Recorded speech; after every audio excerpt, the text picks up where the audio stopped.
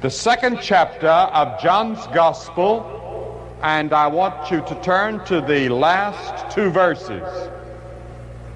A great crowd of people were following Jesus. And the scripture says, but Jesus did not commit himself unto them because he knew all men. Now, there are thousands of people in San Diego County that are following Jesus.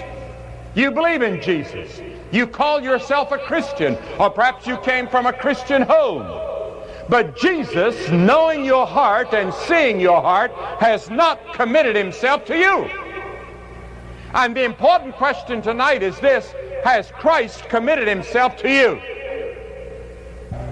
Well, this subject that Jesus talks about in the next chapter, in which a brilliant theologian comes to him and asks him some religious questions, and Jesus said, you must be born again if you're to see the kingdom of heaven. And that word born again is being used everywhere today, all over the country.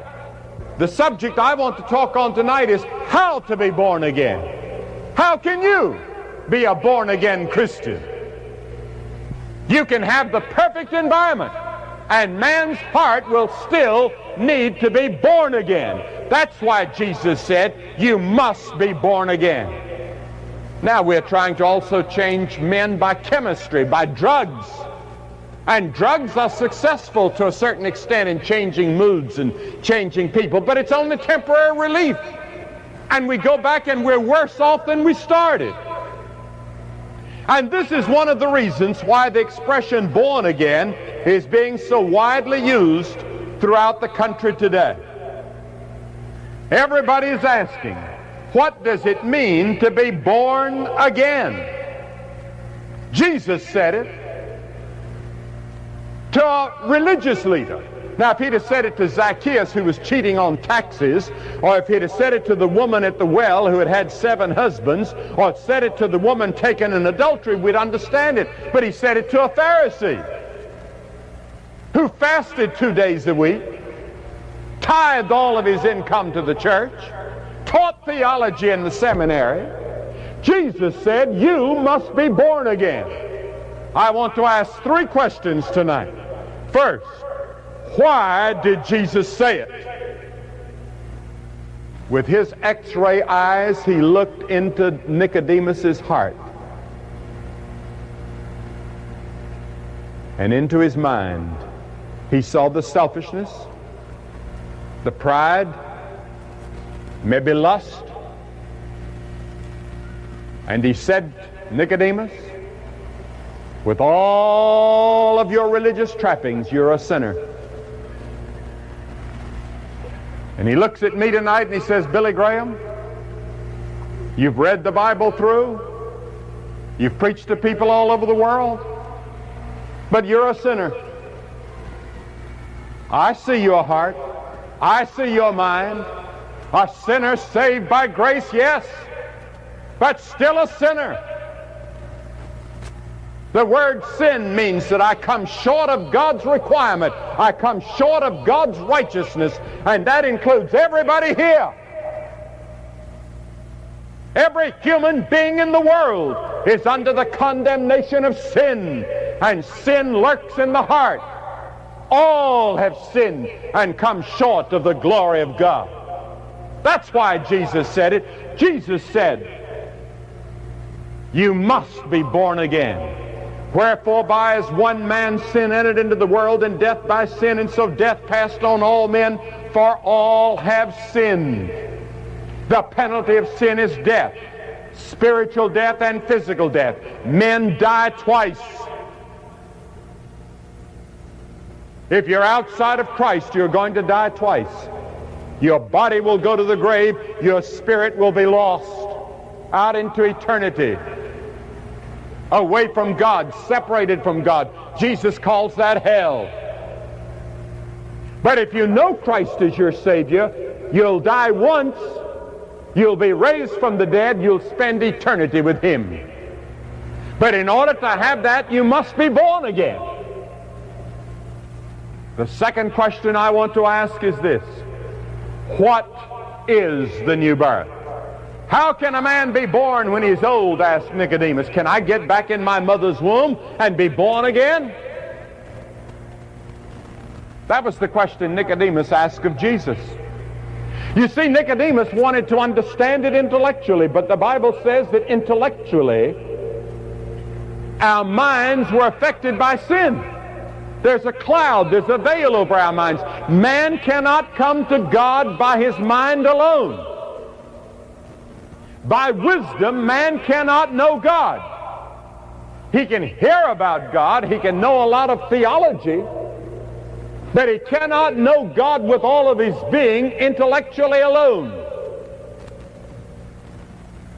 That's the reason Jesus said, you must become as a little child. Come like a little child comes to his father and mother in simple childlike trust, and you can enter the kingdom of heaven. But you've got to become a child. Now, the gospel is not anti-intellectual. The gospel makes logic, but not at first. Because it seems ridiculous that a man could die on the cross for you 2,000 years ago and have some relevance to you right now. Or that the preaching of the word, as I'm doing right now, looks foolish and ridiculous to you. I know. But the Bible says faith cometh by hearing, and hearing by the word of God. And the Bible says God has chosen the foolishness of preaching to save them that believe. It does look foolish. It looks ridiculous that here in 1976, our bicentennial, that I can preach the same message that George Whitefield preached all across the colonies that really led to our Declaration of Independence, more than any single factor in my judgment. And you know, there are some people that feel that it's by works, by doing good things. They think that God someday is going to take all the good things you've done and pile them up, and all the bad things you've ever done and pile them up, and whichever pile is the biggest, that's the one that's going to win. That's not the way it happens at all. The Scripture says, not by works of righteousness which we've done, but according to His mercy He saved us by the washing of regeneration and the renewing of the Holy Spirit. The renewing of the Holy Spirit, not of works. You can pay, you can do good works all of your life, and that's wonderful. You should. But that's not going to save your soul. For by grace are you saved, through faith, that not of yourselves. It is the gift of God, not of works, lest any man should boast. If I could work my way to heaven, I would get to heaven someday and I'd walk around and I'd say, boy, look what I did. I got here on my own. I didn't need your help, Lord. I did it. Look at all the things I did. No. When I come to the gate, I'm going to say, Lord, I'm here by the grace of God and by the blood that was shed on that cross. And everybody that enters heaven is going to have the same answer. By God's grace. And then there's some people that think that they can do it by reformation, and there are others that think they can imitate Christ. But it's impossible. You can't imitate Christ. I've talked to a number of people that said, but I live by the golden rule. No, you don't. There's some people that say that I live by the 10 Commandments. No, you don't. We've all broken them. Our whole lives are filled with broken moral laws. We're sinners. We need to repent. We need to receive Christ, because when Christ died on that cross, in some mysterious way, God laid your sins on Him. I was asked on the television this morning, maybe you heard the program. Some man asked me about Romans 5:1, there's therefore now no condemnation to them that are in Christ Jesus. And he asked me about that. No, there's no judgment to those that are in Christ. In other words, I'll never be at the great white throne judgment where sinners are to be judged, and neither will you if you know Christ. Because your judgment landed on Christ at the cross. He died in your place. The judgment's passed. You don't have to worry about it. It's finished. The last question. How to be born again? Jesus said there's a mystery to it. You know, there's a mystery about natural birth. And there's somewhat of an analogy to it, I think, because you see in natural birth, there's the moment of conception, then there are the 9 months of gestation, and then there's birth. And when you come to Jesus Christ, for many of you, it's over a longer period of time. A person may come forward and make a commitment tonight, and for you, it may be conception. It may be another place in gestation, or it could be birth. Only God could answer that question. The time you came forward in a church to be confirmed or to be baptized, or the time that you made a commitment somewhere in some church somewhere, or maybe in no church, or you made it by yourself, it might have been one of those steps, and only the Holy Spirit could know. That's the reason I never talk about people coming forward and are saved when they come forward. We don't call them saved, or we don't call them decisions. We call them inquirers.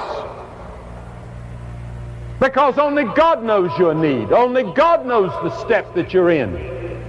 For some people, the whole thing happens at one time. For some, it's a long period of conviction, and you're uncomfortable about it, and you're worried about it, and you're concerned about it. Finally, you take that step. So Jesus said, the wind blows where it listeth, and no man knows whence it cometh or whither it goeth. There's a mystery about it. We know one thing, you have to hear the Word of God. The Bible says, being born again, not of corruptible seed, but of incorruptible, by the Word of God, which liveth and abideth forever. We know also, secondly, there has to be the work of the Holy Spirit. He has to convict you, and when He has come, He will reprove the world of sin and of righteousness and of judgment. We know that. And we know that it's a supernatural act of God. We know that. And we know that you must be willing to surrender yourself. By that I mean your ego. You surrender that S-E-L-F to Him, and you say, Lord Jesus, come and take all of me. You say, how foolish and how ridiculous. Why can't I do it sitting here? Do you know why I ask people to come forward? Because Jesus said, if you're not willing to acknowledge me before men, I'll not acknowledge you before my Father which is in heaven. Come as a little child, and you can have your sins forgiven, your name written on the book of life, and you can know you're going to heaven. And I'm going to ask you to do that tonight, hundreds of you. I'm going to ask you to do something that we've seen people all through Africa and Latin America and Asia and throughout Europe. I'm going to ask you to do that tonight. Yeah, if you want to give your life to Christ, just raise your hand and confess your sin to God. Repent from those sins. Confess that Jesus Christ is Lord. He is the Savior of the world. He is your Savior, and you will be saved. God bless you for watching. Please do well to subscribe to this channel for more blessings from God. God bless you.